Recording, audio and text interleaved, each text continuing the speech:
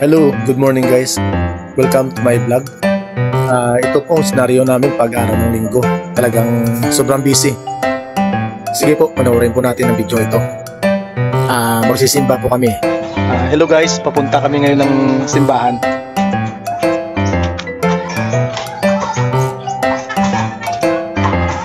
Ayan sila.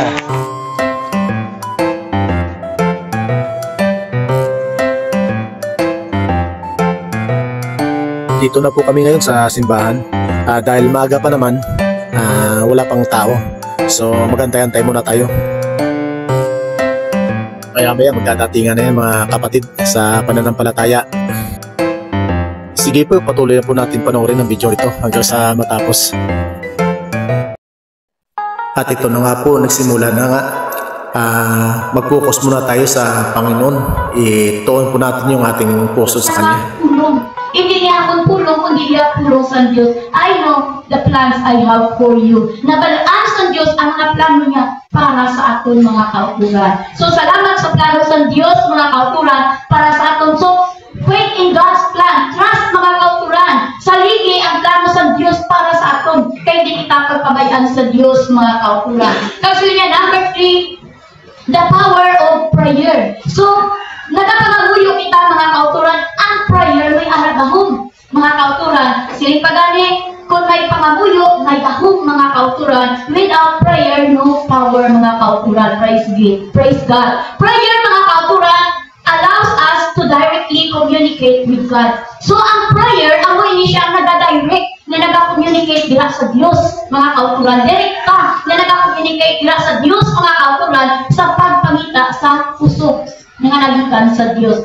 So kung hindi kita magpangamuyo, mga kauturan, hindi ka naampo ng strength. Kung masiling ka, magaluya ka, mga kauturan, pag wala kang pag-prayer, magaduga ang imong kaluyahon. Apang kistingin nga ikaw maluya, kag magluhod, kag magpangamuyo sa Diyos, kay maampon mo ang strength na nagikan sa Diyos. Pagkatindog mo, bagod ka na. Pagka tapos mo luhod, mga kauturan, may strength ka na, naginghatag sa Diyos. Kaya ang Diyos naghatag sa strength sa mga nagapangita sa iyang mga kauturan. Ako na, ang damo sa Diyos ko, very subok ang pakig-angon mo sa Diyos, mga kauturan. Kasi ipagalis ng Philippians chapter 4, verse 6 to 7, encourages us to turn to prayer in an anxious moment, promising that the peace of God, which transcends all understanding, will guard your hearts and minds in Christ Jesus. So, ang prayer na ini mga kauturan, nag-encourage sa ato na kung nag-abot man din ang anxious moments, kung nag-abot man din ang balisa ka. Di ba may mga tayo na balisa, ay hindi ka makahamtan daw, basta balisa ka mga kauturan, kinanglan mo magpangamuyo. Hindi kayo kung balisa kaya mapakadto pa kari ka kay balisa ka. Mapakadto pa kari bala. Kaya hindi ko yan yung mapaham ka. Hindi mumuon ko. Ang pinaka-the best way mga kauturan kung nag-abot man din ang moment sa balisa or anxious sa kabuhi ka, turn to prayer. Pangamuyo mga kauturan. Kaya ako, ang pangamuyo, purpisa ni sa Diyos na mag-abot sa imo ang peace of God. Mag-abot sa imo ang kahilwayan or katawhayan kung magpangamuyo ka mga kauturan, kag amo ni siya ang magalapot sa aton, kag amo ni siya ang mag-guard sa atong hearts and mind dira sa Dios.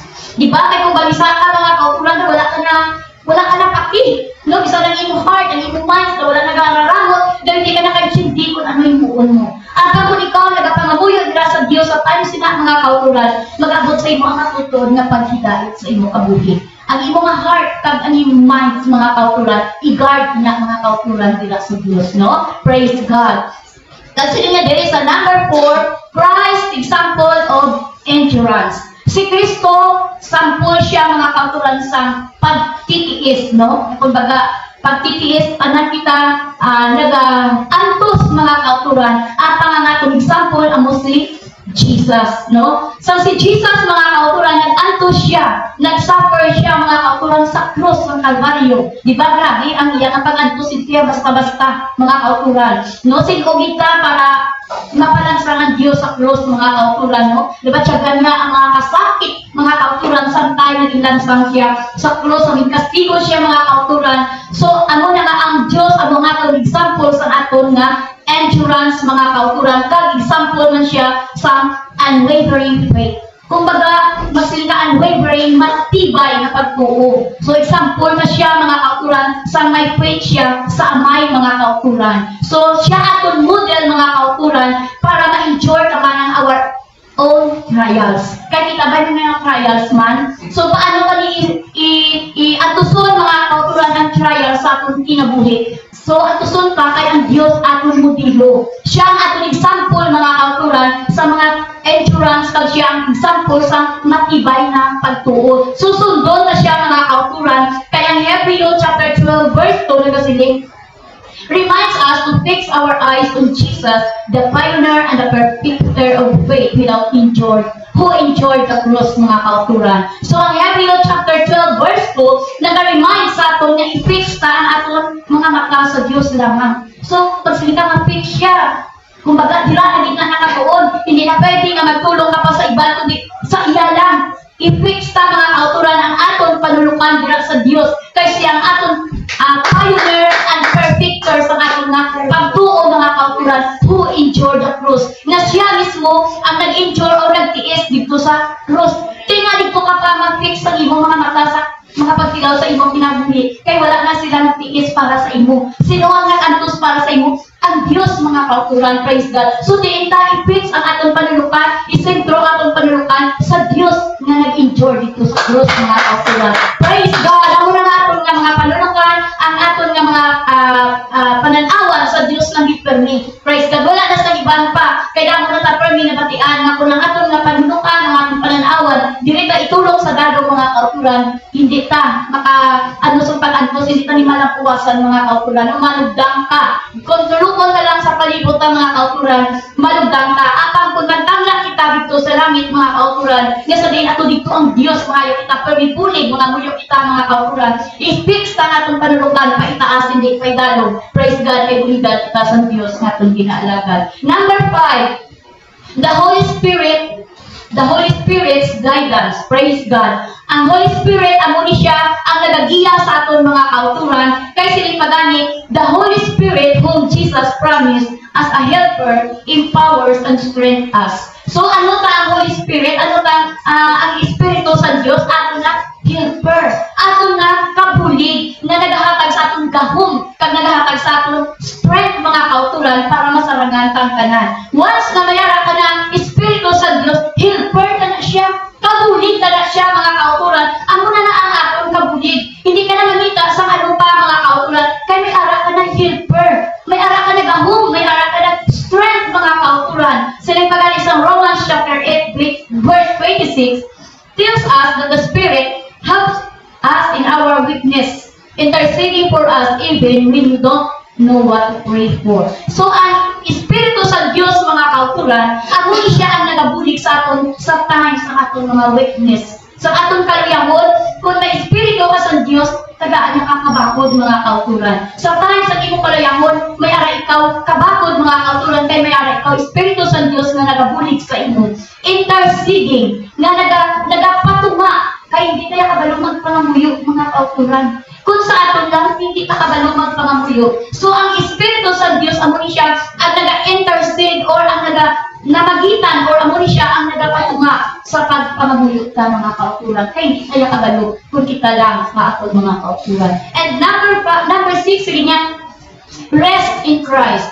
No? Maano kita? Magpahuway kita kay Kristo. So, kinahimo na subok na nakahuway kita kay Kristo, mga kauturan. Jesus invites us to find rest in Him when we are weary. So, ang Diyos nag-imbita sa aton, pangitaon natin siya para makapahuway kita in times of weary. Nag-aabot sa aton ng kaluyahon, pangitaon ang Diyos, mga kauturan. Kaya sa Mateo chapter 11 verse 28, come to me all you who are weary and burdened, and I will give you rest, mga kauturan. Kaya ka mo sa akon, padan ka mo, maginabugayan, kaginabugatan, kaya tagaan ka mo sa kabuhayan. So, di kita mag-aatto sa time na kita ginabugayan, kaginabugatan sa Diyos. Mula kita gisubo, kakadto ka mo kay kwento, dito ka mo kadto, kay may mga kabugatan ka mo, may mga kabugayan ka mo, o kadto ka mo, dito sa iya, wala. Sili nga di kadto ka mo sa akon, kari ka mo sa akon, tanan ka mo maginabugatan, kaginabugayan, kay tagaan ka mo sa kapahuwayan. So kung nabatsadan ka ang mga kabugayan, sa atong kinabuhi, kabugatan, kadto sa Diyos,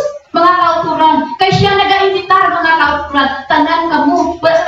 ikaw lang brother Amunik, ikaw lang sister Amunik, tanan. Ang tanan gina-invite siya, mga kauturan, basta ginabudayan ka, ginabudayan ka to kay Kristo, kay tagaan ka mo, mga kauturan, kapabuhayan, mga kauturan, praise God. Grabe ang Diyos, mga kauturan, kung magabotid man sa ato nga kabudayan, kabuatan, kadto kita kay Kristo, mga kauturan. Kaysa iya ka, magatyagan ang matutuon na pagpahuway. Kasi niya number 7, mga kauturan, joy in the Lord. Magkalipay sa Diyos, mga kauturan. Hindi kay sa iyong pagsimba, gawing subuan ka.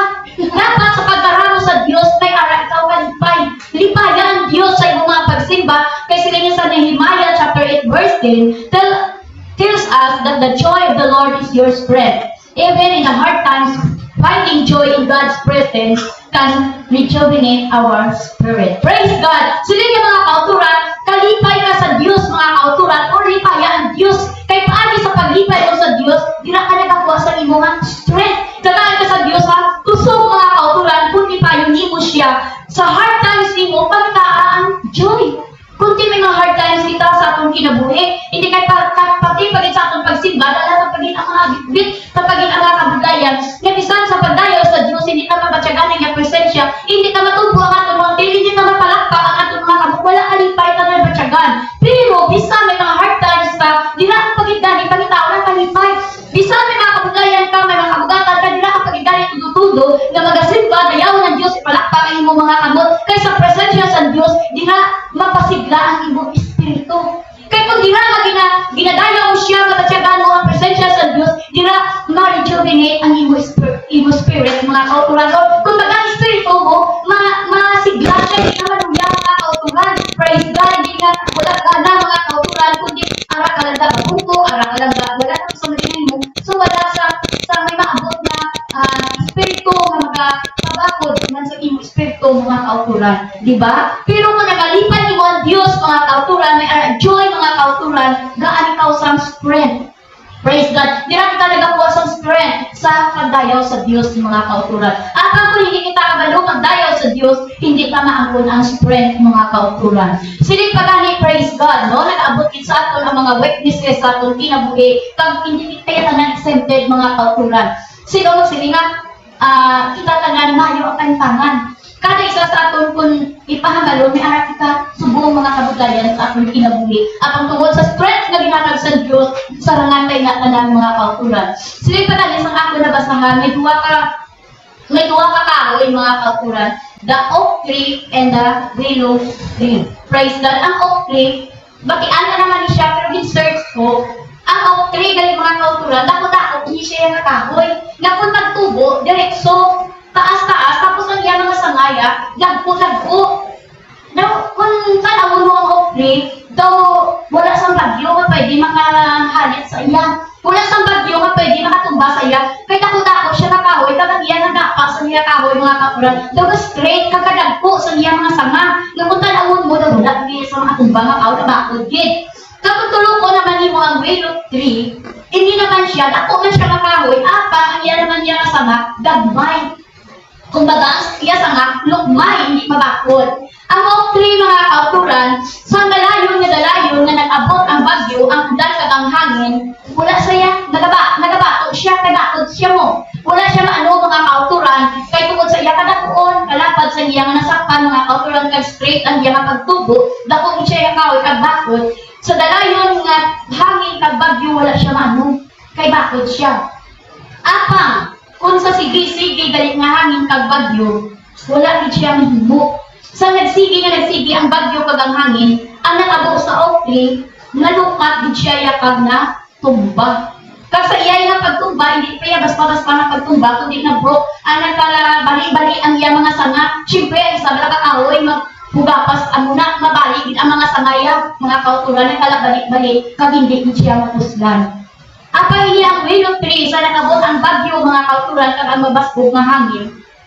Ang hinimuhay sa willow tree, ang kahoy niya, itulok may ang iya mga sanga. Kung diin pa kadto hangin, dito siya. Pero halos nagabend ang iya nga lawas, tungod nga bubok siya. Kung diin pa kadto, gabend siya, halos maduot na ang mga sanga niya sa ground. At ang kudipakad ko ang direksyon sa hangin, dito siya nag-bend, mga kauturan. Kag nag-ipas ang malawig nga pag sige-sige bagyo at sige hangin, sige ulan, pagkatapos ng storm, mga kauturan, nagpabilin siya na wala ng halikan. Praise God. Nukod ka isa, kung natulog ka, magasiling ka nga, bakod na dito sa pagpangalagad sa Diyos. Ako hindi ang bakod-bakod kay ginagamit dito da, kung dito katama. Naglang kong isa, magpagugal ka mga kauturan, even pa sa mga posisyon sa mga tao, na nagasiling nga, wala na isang pwede nga makapwede sa akong kay arak ng kanan sa akong bakod ko. No? At pag hindi ka makasiling nga mo sina mga kauturan, nga pangguwa lang, mga siling nga ikaw ang pinakabakod, kay sa dalayon, nga sige-sige mag-abot ang mga pagpilaw sa imong kinabuhi. Hindi ka makasiling, wala sa makasiling nga bakod. At ang matuttuod nga mabakod atong hambol mga kauturan. At itong mga pinangamuliun ng mga tao nga kabalo mag-bend sa nila mga tuhod. No, tanawa ba nag-bend ka, di ba? Na may isang minutri sa nagabot ang storm, halos nag-bend ang iya nga sanga sa ground, nagalambot na sangaya sa ground, sa kabaskog sa hangin, nag-bend na siya. At pangatapos ang storm, nagbabilin siya na wala mahalitan. So same sa aton bilang mga Kristohano, damo-damo kaya mga pagkilaw sa aton kinabuhi. No, ang damo ka trials nga sa pag-abot sa bagyo sa aton kinabuhi, nagaka-bend kita. Nagaluhod na kita mga kauturan, nagaluhod na kita sa aton problema at pangtuod sa aton pag-bend mga kauturan. Pagkatapos ang bagyo wala kitang halikan, na aman nag-humble spirit kita, kag may arak kita, pangabuyo dira sa Dios. Wala kita gipabayaan. At pang atong bugaron, atong nagapadayaw-dayaw pa, ako na siya. Ang tao nga, una pa mga kauturan, halin, una pa surrender. Una pa mga kauturan, wala na sa bulhapon. Kaya ang aras sa iya, pabugal lang. So wala na iya sa pwede nga pabugal, nga kitagid ang mabakod, kitagid ang maayong mga kauturan. Kaya kung tanawin mo ang duwa ka kahoy na ini, kung pagtumunto nga sila kagid sa oak tree ko yan. Kaya kung i-compare mo sila bakod din ang oak tree, compare sa willow tree. At pang nasa pag-abot sa pag-ilaw, ang willow kaya ang nadaog, ang oak tree na lupa. Praise God. Ang muna sa atong kinabuhi, maski ako lang kami, hindi na masyado kilala, mga kauturan. At ang padili ng taya na matutog na nagkapangalagad sa Diyos, na nagapilo sa atong mga turod. Pagkatapos ang kanan, no? Nabalataw na istorya sa oak tree, wala din siya mahalikan. Nagpabilin siya, matindong willow tree siya. Wala sa maano, maski sa mga kauturan.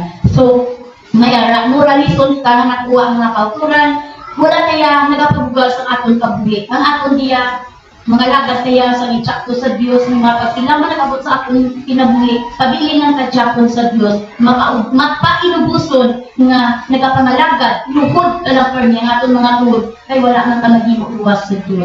At ang salamat naman kay Diyos kita nga alagad mga kauturan nga nag-offer sa aton na kung kita man ginabudayan ka ginabugatan ang baya kali ka mo sa aton tanan mo nga ginabudayan ka ginabugatan kay akon kamo kapahumayon. Salamat sa mga pulong sa Dios sa sini nga kagawon mga kauturan nga nakahatag sa aton jutay nga encouragement nga ma-active or ma-inspire mo kita mga kauturan sa time nga magabotid man sa aton ang mga kuryahon, magabotid man sa aton mga kauturan ang budayan sa aton kinabuhi. Wala na kita sa libaniran pagkagatuan. Diyos lang din. Wala na. Hindi sa tao, hindi sa kahit sino mga kauturan. Diyos Jakon. No? Subong kani. Di ba daw nag-aso-aso naman ang vulkan sa mga pagapon, mga 5 to 7:30 sa pagapon. Grabe yan ako, di ba?